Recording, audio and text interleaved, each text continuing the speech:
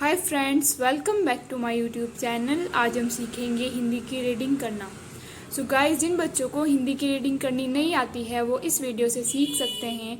मैं आपको slow reading कराने की पूरी कोशिश करूँगी ताकि आपको एक एक वर्ड समझ आ सके। तो चलिए स्टार्ट करते हैं। चैप्टर है हमारा 2 और इस चैप्टर का नेम है बाढ़ का बेटा।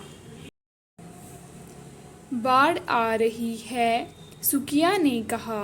विशेषर ने जरा सिर उठाकर उसकी ओर देखा और फिर अपने जाल की मरम्मत में लग गया। बाढ़ आ रही है क्या विशेषर?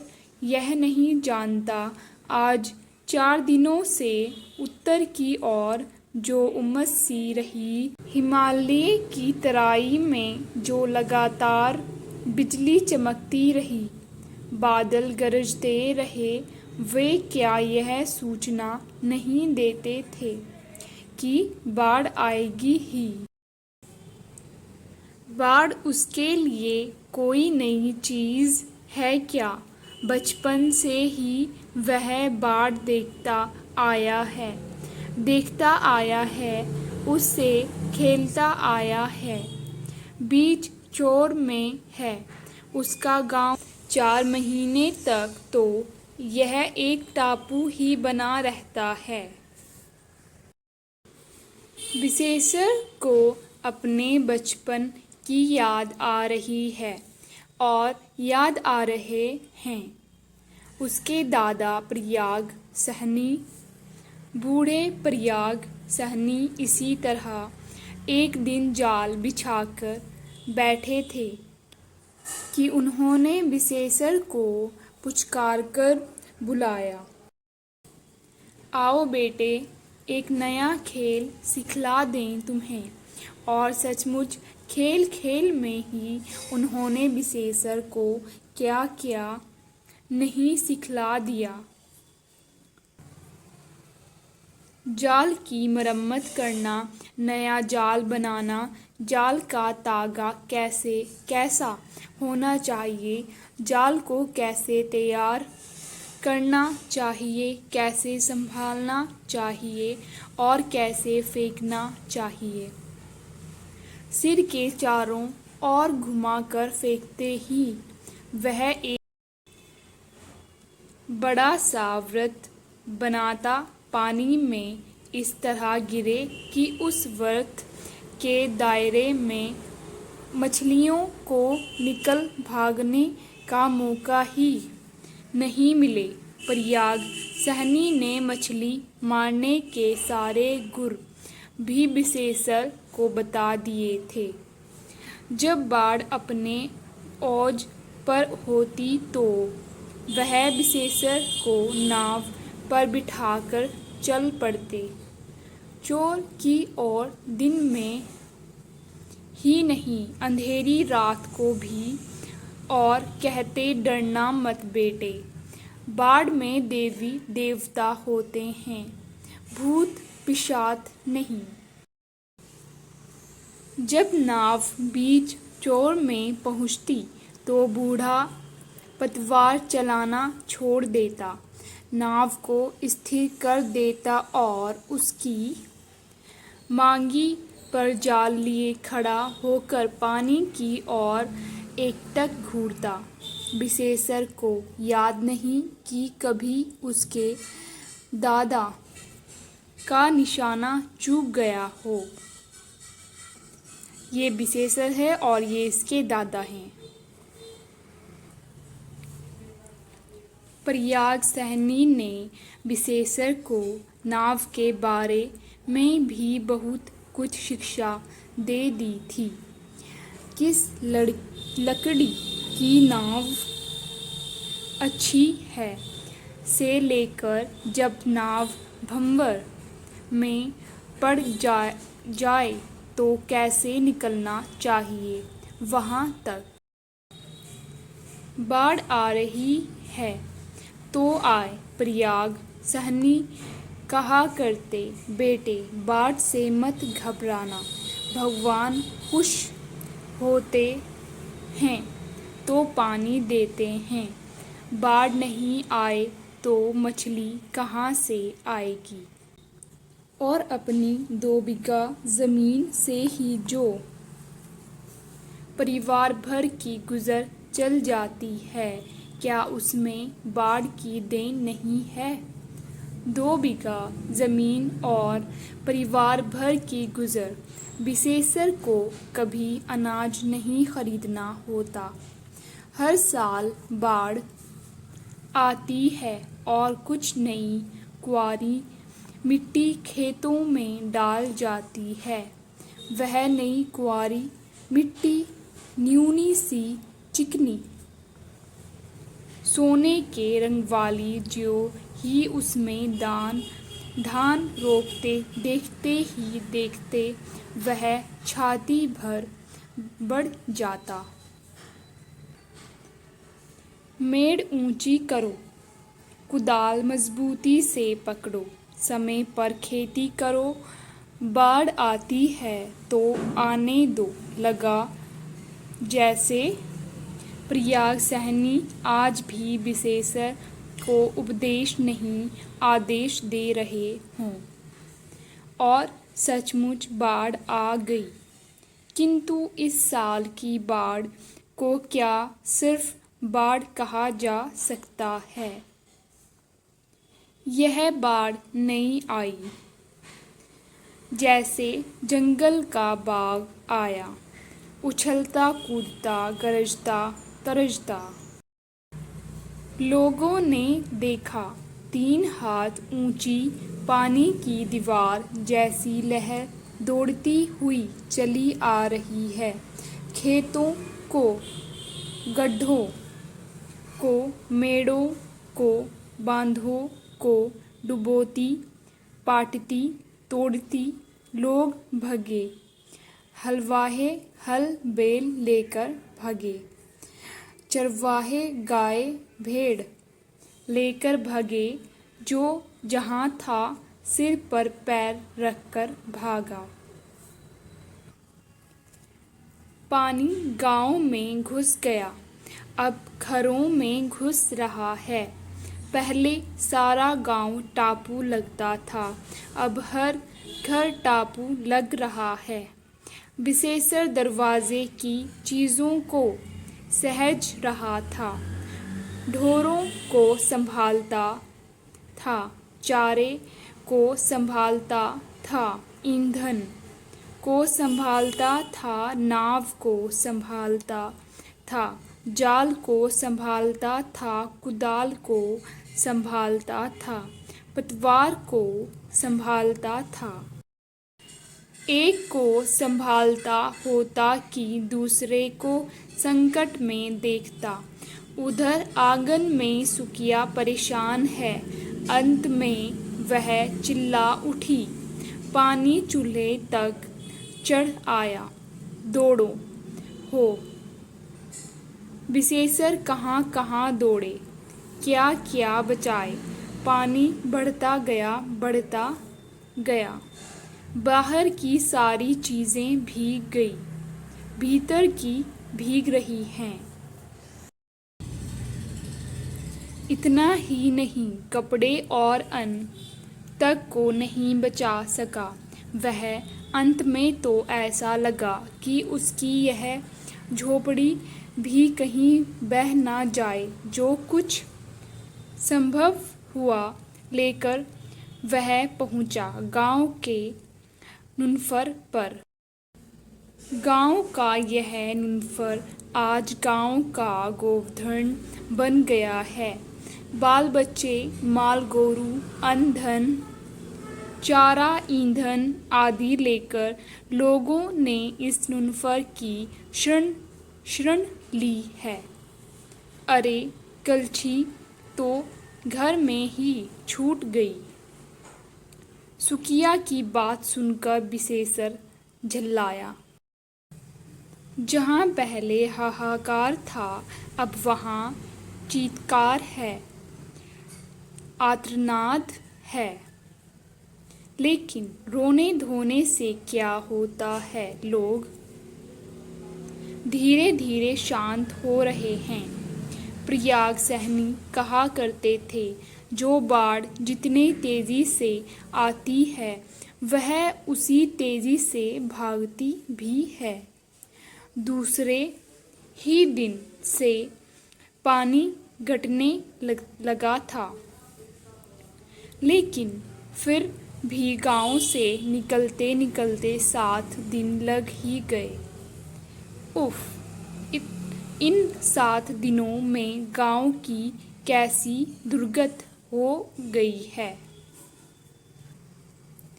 लगता है गांव में किसी ने बमबारी की हो। ज्यों ही पानी घटने लगा, कच्ची मिट्टी की दीवारें जो भीग गई थी धड़ाधड़ गिरने लगी। चारों ओर ढूह ही ढूह, मलबा ही मलबा दिखाई पड़ता है। खेत की फसल गई, घर का अन्न भी सड़ गया। अगले दिन कैसे कटेंगे? सारे गांव में मायूसी है, सुखिया उदास है। विशेषर की आंखों में नींद नहीं आ रही है। बाढ़ आती थी जाती थी, लेकिन यह क्या बाढ़ आई थी? नहीं नहीं, विशेषर इस तरह बैठा बैठा झींकता नहीं रहेगा। उसके दादा कहा करते थे, बेटा जो मालिक लेता है वही देता है, बशर्ते कि आदमी जागर चलावे। विशेषर जागर चलाएगा, हाथ पैर से काम लेगा। ये पुट्ठे किस काम के, यदि ये संकट में काम नहीं आए। विशेषर ने कुदाल उठाई, घर में दरवाजे पर जहाँ जहाँ कीचड़ जम गई थी साफ कर दिया।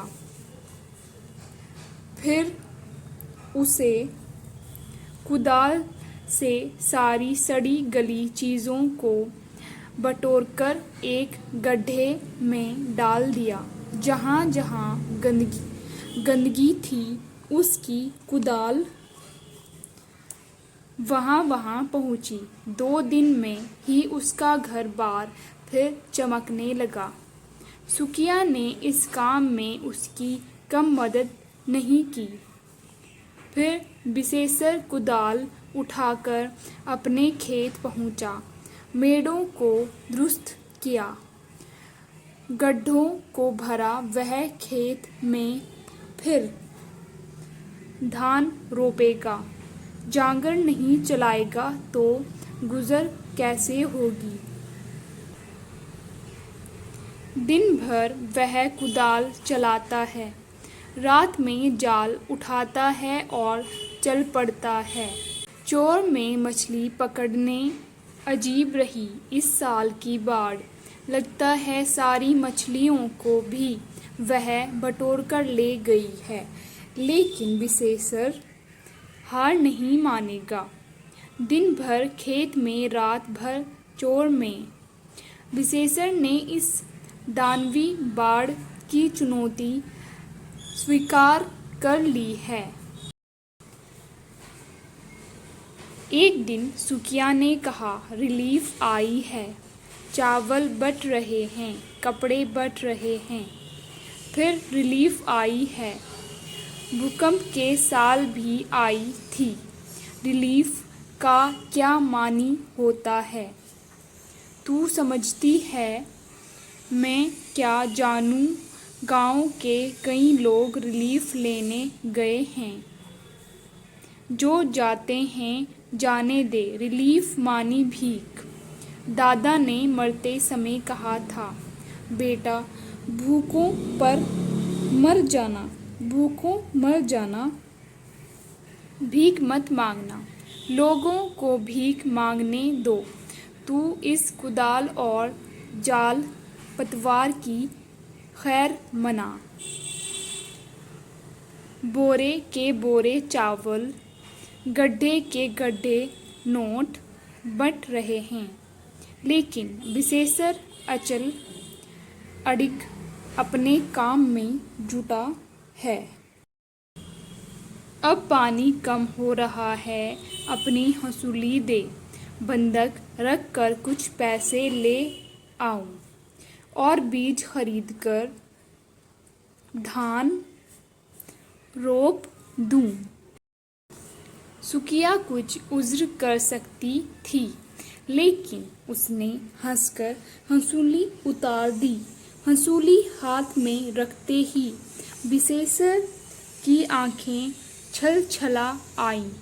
यह पहली बार है जब उसे बीवी का गहना बंधक रखना पड़ रहा है, लेकिन वह तुरंत और हंसकर बोला, भगवान मालिक हैं, सुकोरानी फसल आएगी और हंसुली के साथ सूद में करनफूल भी लाएगी। यहाँ से 20 मील पर बीज मिलता है। दूसरे दिन थोड़ी रात रहते विशेषर यहाँ से चला और आधी रात को नाव पर बीज लादकर पहुँचा। आज भोर से ही वह खेत में धान रोप रहा है। उसकी बगल में सुकिया है। सुकिया यूं तो अधिकतर घर आंगन के ही काम में लगी रहती है, लेकिन बाढ़ के पानी का क्या भरोसा, और खेत सूख गया तो फिर धान में हरियाली आने में ही पखवाड़ा लग जाएगा। अतः वह भी जुटी है, डटी है। हरे हरे धान के बीज जमीन पाते ही जैसे सिर उठाने लगे हों। विशेषर खेत रोप रहा है और उसका रोम पुलकित हो रहा है। बाढ़ आती है, बाढ़ आ जाती है। समय पर यदि खेती हो गई तो सारी शक्तिपूर्ति हो जाएगी। उसकी आंखों में वह दृश्य नाच रहा है। जब ये बीज बढ़ने लगेंगे, फैलने लगेंगे, कार्तिक में छाती भर धान आ जाएगा और माघ आते ही इन खेतों में सरसों का पीला समुद्र लहराने लगेगा। उसी समय आकाश में एक हवाई जहाज जा रहा था। इधर बाढ़ क्या आई, हवाई जहाज़ों की भरमार हुई। नेता आ रहे हैं, अफसर आ रहे हैं, इंजीनियर आ रहे हैं, सभी देखते फिरते हैं। इस प्रलय कांड से लोगों को त्राण कैसे मिले? सुकिया का ध्यान ऊपर गया। वह बोली, वह हवाई जहाज जा रहा है। सुकिया विशेषर अपनी उंगलियों से बीजों को छिटकाते और रोपते हुए बोला, हवा में मत देख, हमारा काम ज़मीन देखना है। हम ज़मीन देखें। वे अपना काम कर रहे हैं, हम अपना काम करें। और सचमुच उसकी नज़र ऊपर नहीं आई। वह उसी लगन से, तल्लीनता से अपना खेत रोपता रहा। गाइज, ये स्टोरी यहाँ पर पूरी हो गई है। गाइज, आई होप आपको हिंदी की रीडिंग करना पसंद आया होगा। अगर आप ऐसे ही हिंदी की रीडिंग, इंग्लिश की ट्रांसलेशन और वर्ड्स मीनिंग, सेंटेंसेस सीखना चाहते हैं तो आप मेरे चैनल को विज़िट कर सकते हैं। वहाँ पर आपको हर तरह की वीडियो मिलेगी। और प्लीज़ मेरे चैनल को लाइक, शेयर एंड सब्सक्राइब करना ना भूलिएगा। Thank you for watching. God bless you.